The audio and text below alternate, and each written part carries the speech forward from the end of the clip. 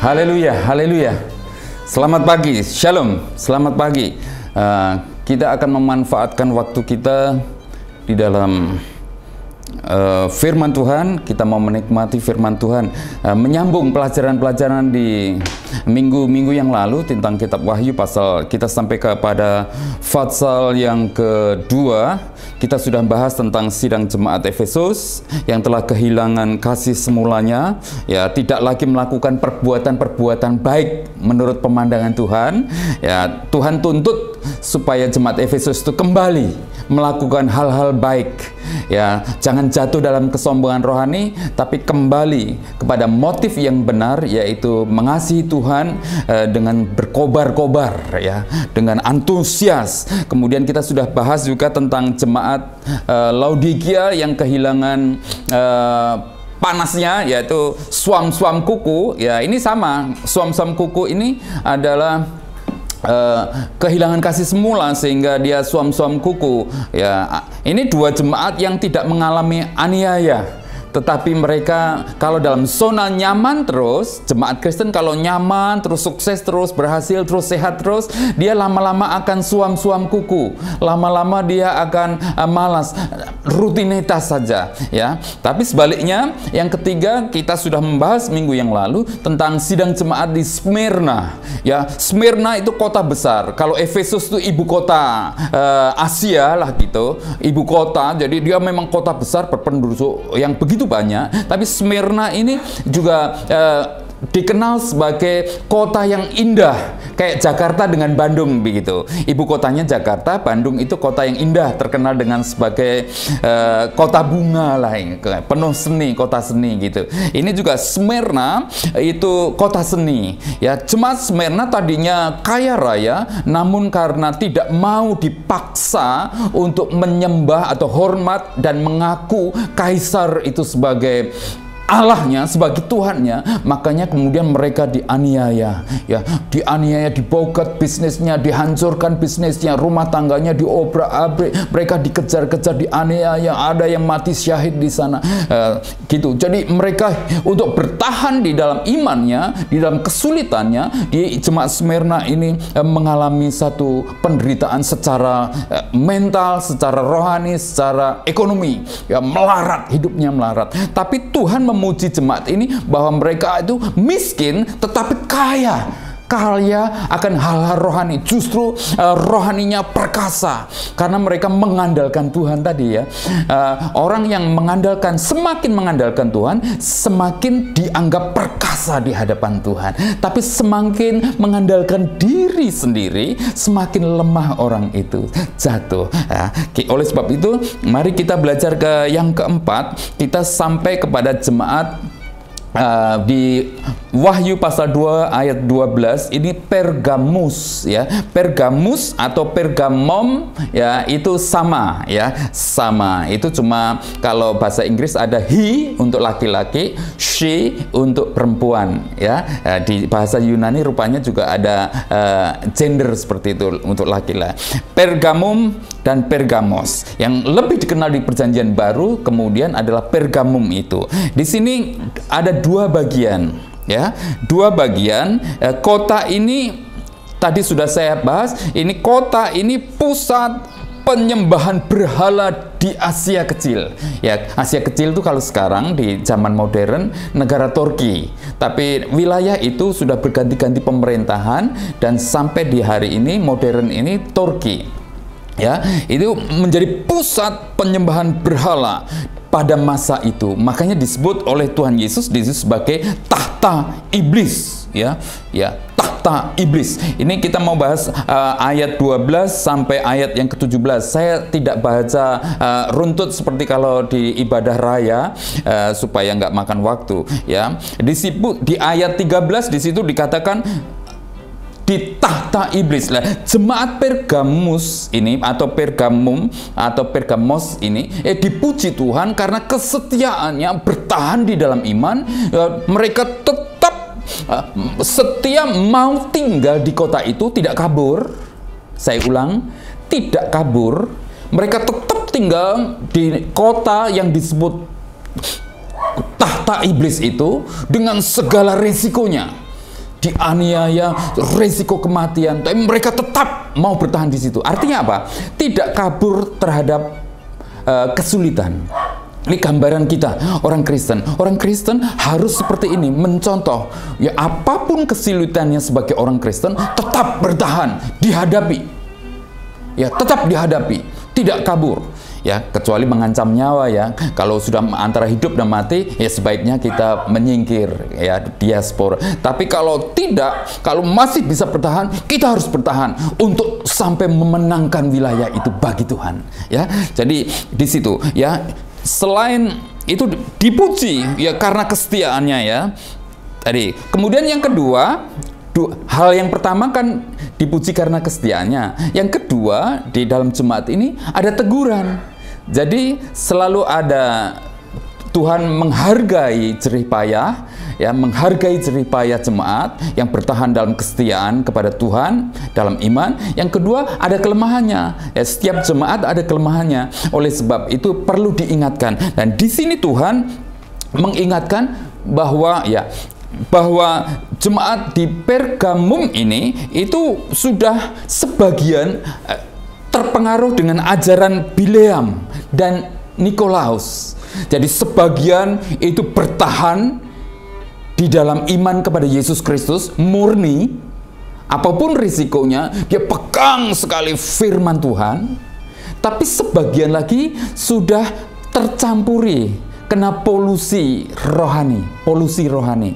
Ya, ada pengaruh-pengaruh Bileam, ya. Bileam, ada pengaruh-pengaruh Nikolaus. Kalau pengaruh Nikolaus sudah saya bahas ya.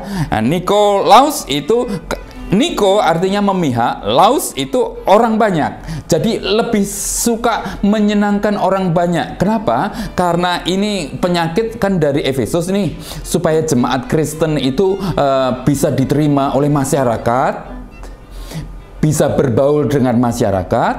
Mereka tidak mau menegur dosa, kira-kira begitu.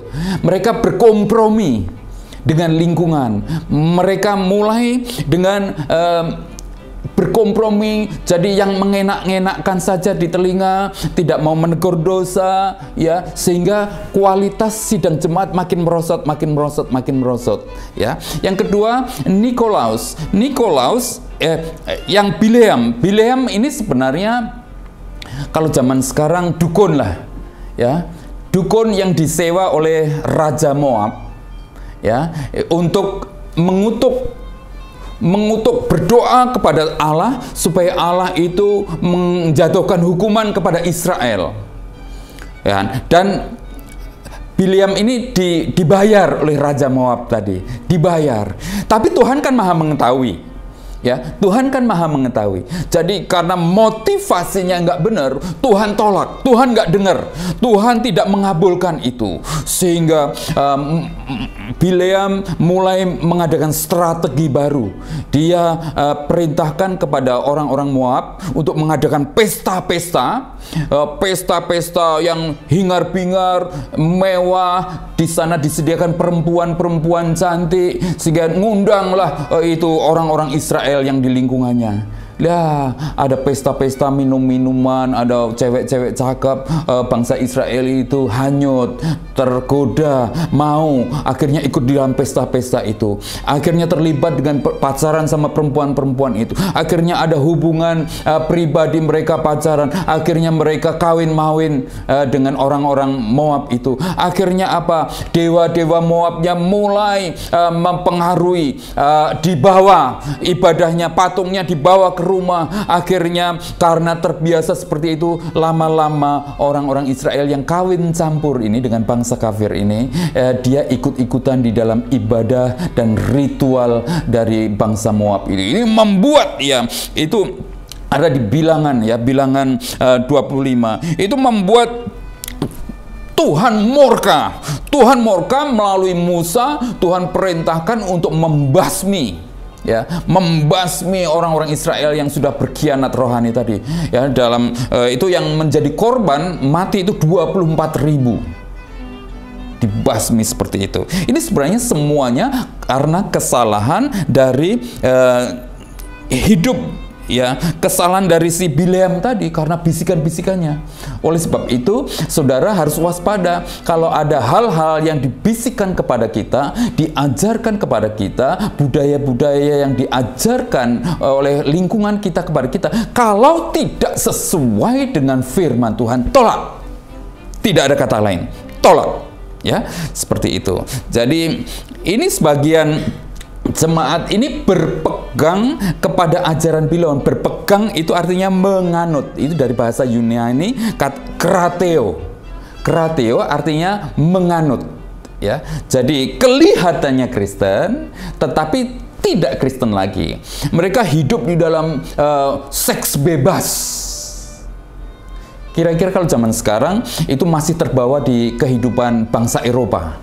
Bangsa Eropa itu Kristen, tetapi kemudian muncul ajaran yang seperti ini, Nikolaus sama Bileam ini, kemudian terjadi seks bebas di Amerika, ya di Eropa sampai hari ini. Ya, sampai hari ini. Mereka kelihatannya secara jasmani masih Kristen, tetapi sebenarnya mereka itu sudah berada di luar Tuhan Yesus, ya. Sampai hari ini pengaruh kedua ajaran ini seperti itu.